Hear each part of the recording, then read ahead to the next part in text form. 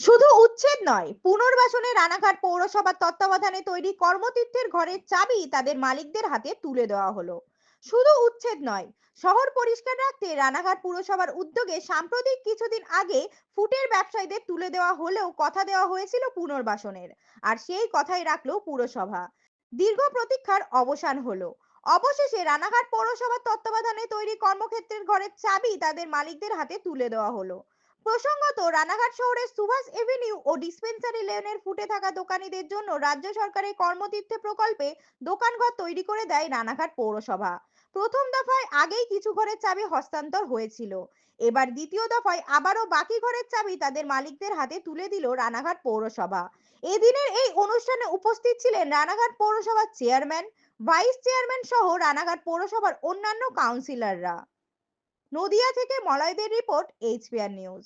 আজখানে এসে উপস্থিত হয়েছে তাকে অভিনন্দন করতালি দিয়ে আমরা অভিনন্দন জানাচ্ছি রানাঘাট পৌরসভার পক্ষ থেকে।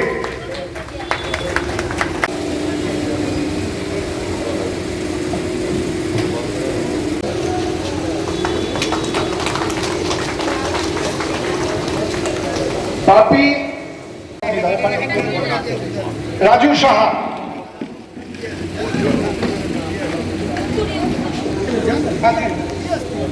নারায়ণ চন্দ্র দাস, নারায়ণ চন্দ্র দাস কাউন্সিলর, আমাদের সুচরিতা ভোট করতে যাচ্ছ,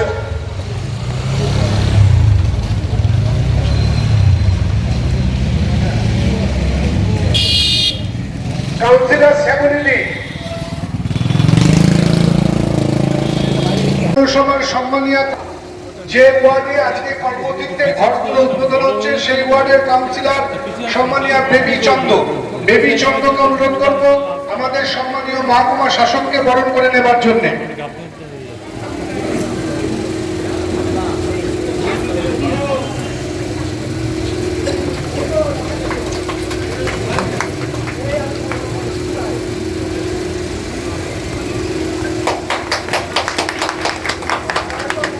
আমাদের পৌরসভার এক্সিকিউটিভ অফিসার সলিল চক্র। আমি অত্যন্ত আনন্দিত। সবথেকে বড় কথা, শহরের বেকারত্ব কমানোর জন্য যারা আমাদের হকার ভাই তাদের জন্য কর্মতীর্থ থেকে কিছু টাকা বার করে তারা স্টল তৈরি করে দিয়েছে, যেখানে রাস্তাটাও চওড়া হলো আর সুন্দর করে আমার বেকার ভাই হকার ভাই তারা নিজেদের ব্যবসা করতে পারে।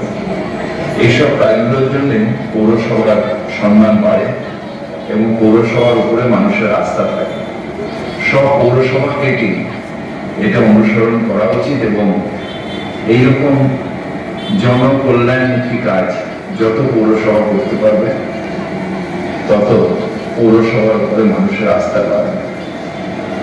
তাই সেই পৌরসভা, রানাঘাট পৌরসভাকে আন্তরিক শুভেচ্ছা জানাই।